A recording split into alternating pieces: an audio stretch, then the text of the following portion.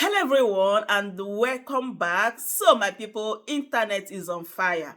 Like Nigerians are reacting concerning the new book IBB launched. Even some are suggesting that he's supposed to be jailed. But in this particular video, we are going to be listening to Dr. Charles Apoki. Let's just listen and hear what he have to say concerning this matter. I want to talk about Ibrahim Babangida's book launch and a gathering of houseflies and maggots. I did a video before now about houseflies and maggots, political houseflies and maggots, social houseflies and maggots. I told you that maggots and houseflies, it is houseflies, maggots at the larval stage of houseflies. They feed on decayed and rotting materials and fecal material. They don't have shame. They can be, houseflies can perch on your ulcer and be eating it in your very presence, feeding from it in your very presence.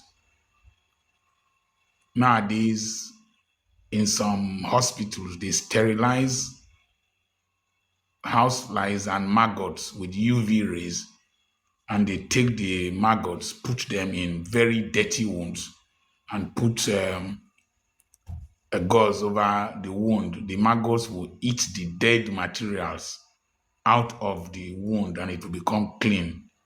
And then you can dress it before you do debridement or grafting. But houseflies and maggots transmit diseases, and they are very nauseating.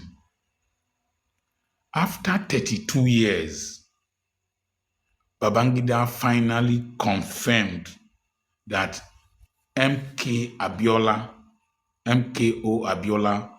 won the June 12 elections.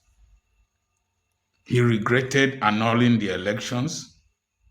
He said he would have done things differently if he had a second chance. And there was a subtle attempt to blame Sani Abacha, a dead man, for the annulment of June 12 elections.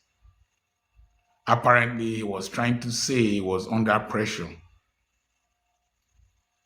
He was a very pathetic sight, however. Pa Ayo Adebanjo and Pa Ike Clark died in their late 90s. They were looking very healthy, looking very strong.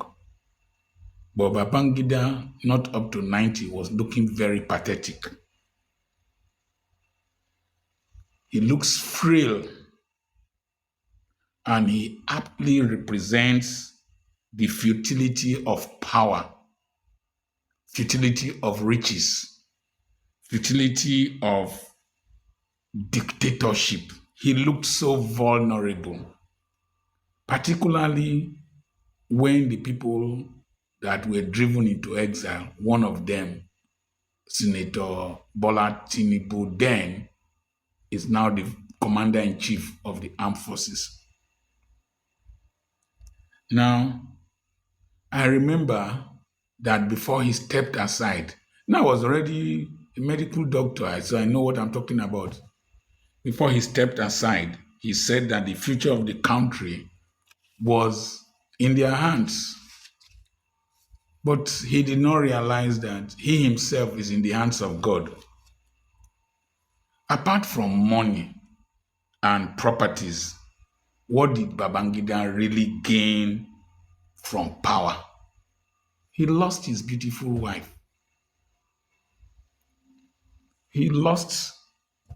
Look at him there. I saw his son behind him. Look at him. Is he proud of this country? Is he having the best of this country? His state, Niger State, a great percentage of it has been taken over by bandits. Niger State, that Peter Obi says can feed the whole of Nigeria, has been overrun by bandits, several local government areas. I remember in those days when we used to drive from Abuja to Mina with his house up the hill and all that. You can't drive that road at night again between Abuja and Mina. I remember I passed that road midnight, 1 a.m.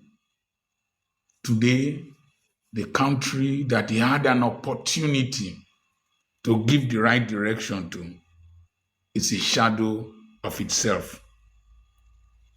What did Babangida really gain from power? He executed some of his best friends, including Mama Vasta, that the whole world pleaded for. He cowardly nullified the fairest and most credible election in the history of this country. Cowardly. He had an opportunity to make history. He messed it up.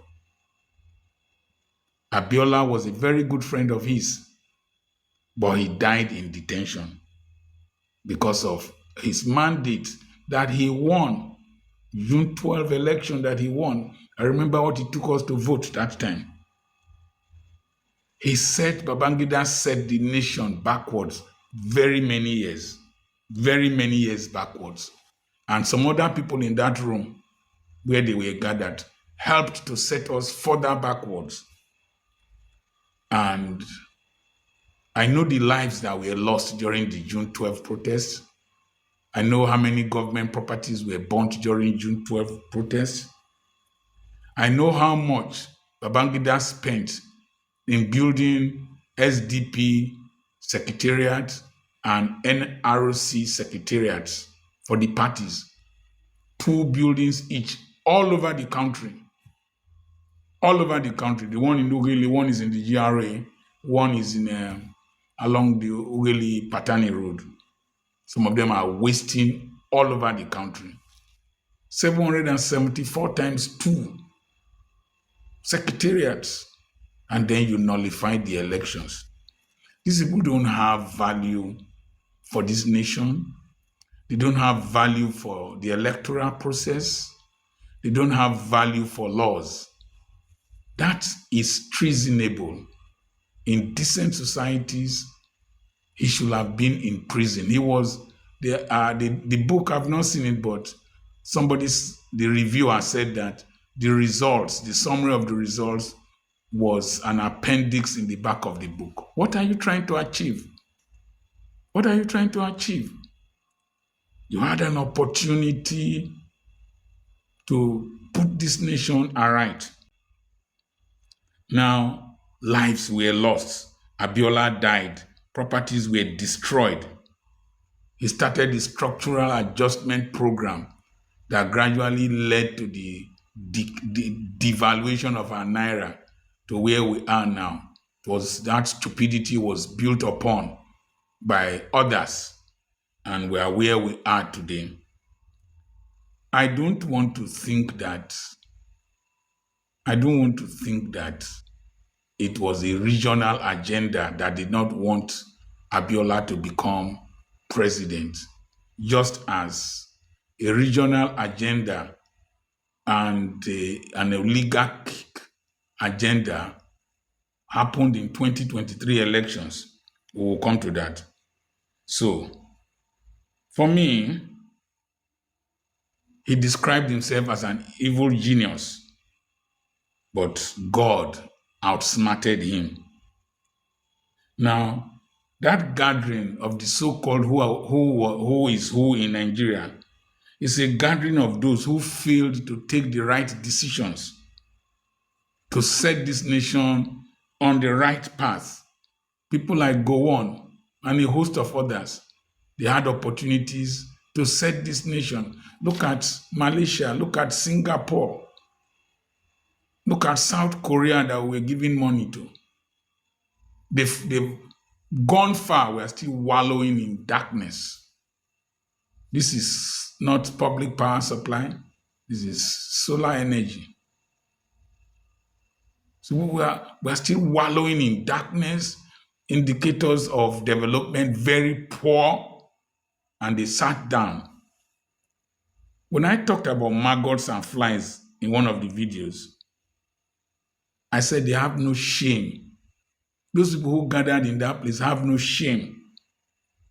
And It is so regrettable that when he said that he regretted annulling June 12 elections, that Abiola won the elections, when they clapped, it sounded like the wings of flies. You know, when you drive flies, you know, whoa. It was so nauseating, so annoying to see them clapping. What were they clapping for? Were they clapping for the death of Abiola? Were they clapping for the death of Kudirat? Were they clapping for the death, the incarceration of Kokori, Frank Kokori, that died and was given a shabby burial? Or are they clapping over the grave of Pa Enahoro? Or are they clapping because of the Nigerians whose businesses were destroyed? Abiola family never recovered from that electoral mishap. Are they clapping because of Nadeco people that ran overseas? What were they clapping for? Nigerians have a very low sense of value. Their value system is very poor. That's why I don't attend meetings. That's why I don't belong to associations. I don't belong to associations. From pastors to my medical colleagues to tribal meetings to all kinds of meetings, people with very low IQ, very, very perverted sense of decency, of justice. What were they clapping for? Like as somebody rightly said, a host of them, they should have been in prison. They should have served prison terms. In fact, that book is supposed to be to not to be supposed to be outlawed because you accepted criminality, you accepted evil. You see, uh, that treasonable action, criminal and treasonable action, they were clapping. But you will just carry somebody who did a video, they will say is capable of inciting and breach of peace, and you will carry the person and lock him up and put a bail bond of 1 million, 10 million on his head. So go and bring a civil servant that has a house in Abuja. And this book now, is it not capable of causing a breach of the peace? What if the Yorubas started protesting that their son was unjustly jailed and killed in prison in an election that he won?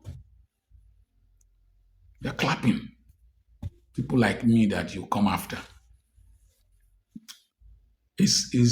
I did a video that I don't respect any Nigerian that they wear masquerade, they wear masks, they are masquerades who can, like houseflies, who can eat excrement, who can dance on top of excrement, who can dance on top of carcass. We were dancing, they were clapping and rejoicing on the grave of Abiola, Kudirat, the wife, Kokori, Enahoro, and the death of democracy in this country. It is very offensive for those of you who are very young and those of you who are criminals and beneficiaries of the rot. You will come here and talk nonsense. I know some of you who are tribal and religious bigots who have no value for the good of this nation. You will come here and talk nonsense. They are a mumu. Mumu. The applause was very sickening. Knowing what Babangida took us through. I remember vividly. I used to import cars from Lagos then. I remember vividly the trouble that this nation went through. Oh, he took us through hell. Now, I was 34 years old then. I know what we went through.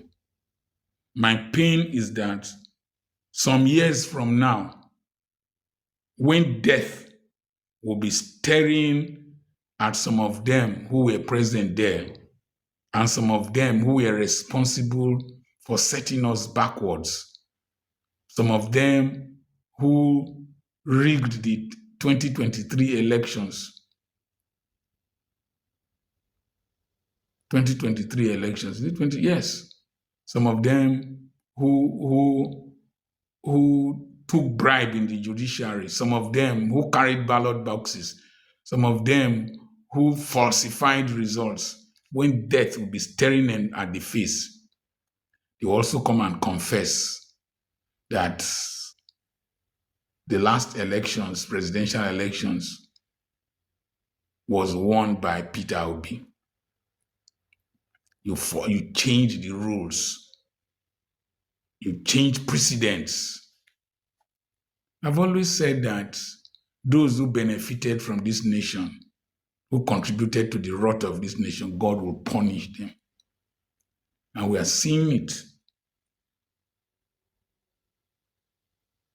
They will confess because time will judge them.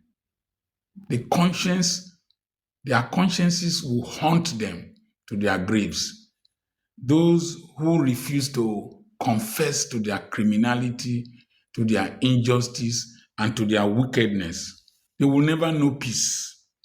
Never, never know peace.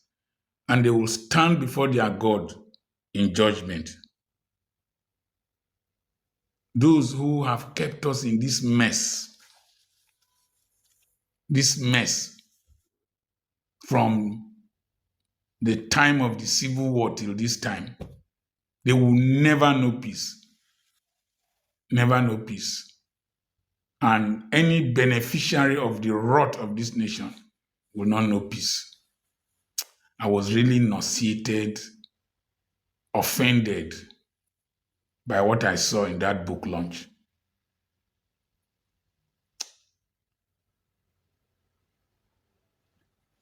We're stating our points because our grandchildren will watch this video and they will know I was not part of the rot.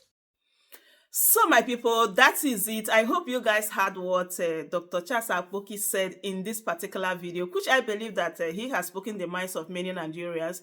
Because when I watched that particular, event, I was kind of surprised. Like, why is these people clapping? Like, if he's in a same country, no matter what, Babangida's supposed to be in prison right now. But some people are even praising him that he has the courage to come and confess, to come and do this and that.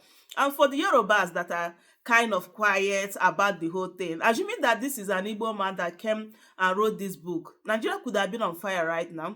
But that is by the way, I make I bring this update so that you get to know what Dr. Charles Apoki said concerning the book launch of Babangida. So my people, leave your thoughts in the comment section, subscribe, and also share the video. Thank you so much for watching. I will see you guys in my next update. Goodbye for now.